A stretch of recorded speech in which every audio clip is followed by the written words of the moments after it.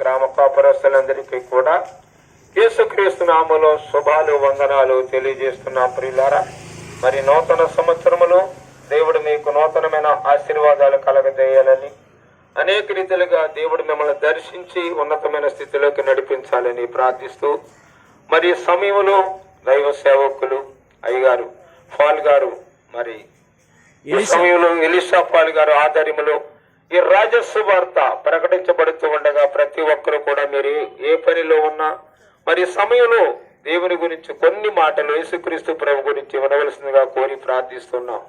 ప్రియులారా, ప్రయాసపడి భారం మోస్తున్న సమస్త జనులారా నా యొద్దకు రండి అని దేవుని వాక్యం సెలవిస్తా ఉంది. నిజమే ప్రియులారా, 2024 సంవత్సరం వరకు ఎంతో కష్టపడి ఉండవచ్చు. మరి నూతన సంవత్సరంలో అడుగుపెట్టిన మనమందరము కూడా దేవుని యందు భయభక్తులు కలిగి జీవించాలని, ప్రియులారా 2024 సంవత్సరంలో మీరెంత ప్రయాసపడినా కొన్ని కార్యాలు జరిగి ఉండకపోవచ్చు ప్రియులారా. అందుకే ప్రభు దగ్గరికి రండి ప్రియులారా. మరి ప్రభు సేవలో కొనసాగుతున్న ఎలీషా పాల్ గారు బైబిల్ మిషన్ దగ్గరికి రండి, అనేకమైనటువంటి మాటలు వినండి ప్రియులారా. దైవ సేవకులు చెప్పే ప్రతి మాటను విని మీ హృదయంలో భద్రపరచుకోండి. నీరు కట్టి ఫలింపజేసే గొప్ప దేవుడు ప్రియులారా. ప్రియులారా, గమనించండి, యేసుప్రభు వారు అసలు ఈ లోకానికి ఎందుకు వచ్చారు అంటే నశించిన దాన్ని వెతికి రక్షించడానికి యేసుప్రభు వారు వచ్చారు.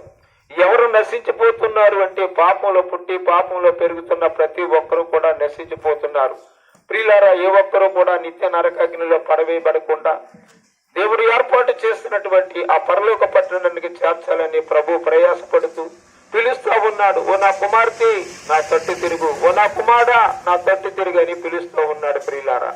మీరు దేవుని మాటలు వినాలి ప్రియులారా. ఈ నూతన సంవత్సరంలో నూతనమైన ఆశీర్వాదాలు పొందుకోవాలంటే ప్రభు చెంతకు రావాలి.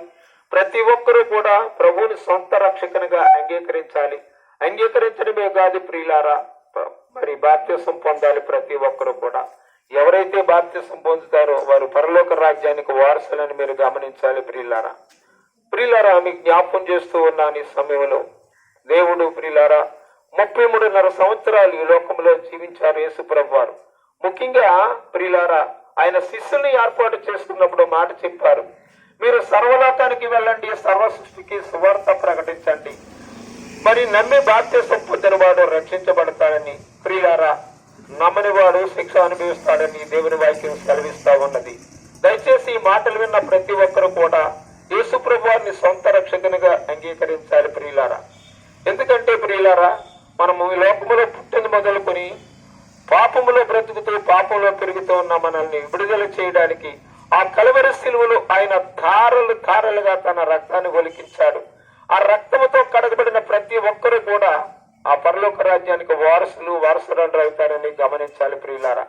ఈ మాటలు వింటున్న ప్రతి ఒక్కరూ నమ్మండి, యేసు ప్రభుని సొంత రక్షకునిగా అంగీకరించండి ప్రియులారా. పరిశుద్ధ గ్రంథంలో మనం చూస్తే ఆదికాండం నుంచి ప్రకటన గ్రంథం వరకు ఎంతో మంది నమ్మి బాప్తిసం పొందారు, ప్రభువుని సొంత రక్షకునిగా అంగీకరించారు. మీరు ఈ మాటలు వింటున్న మీరు కూడా ప్రభు దగ్గరికి రండి ప్రియులారా. మరి బైబిల్ మిషన్ ప్రియులారా ఎలీషా పాల్ గారి దగ్గర వారు ఏర్పాటు చేస్తున్నటువంటి ప్రియులారా మందిరానికి రావాలని బైబిల్ మిషన్ లోకి వచ్చి బాప్తిసం పొందాలని పదే మీకు మాటలు జ్ఞాపకం చేస్తూ ఉన్నాను ప్రియులారా. మరి ఈ మాటలు విన్న మీ అందరి కోసం కూడా చిన్న ప్రార్థన.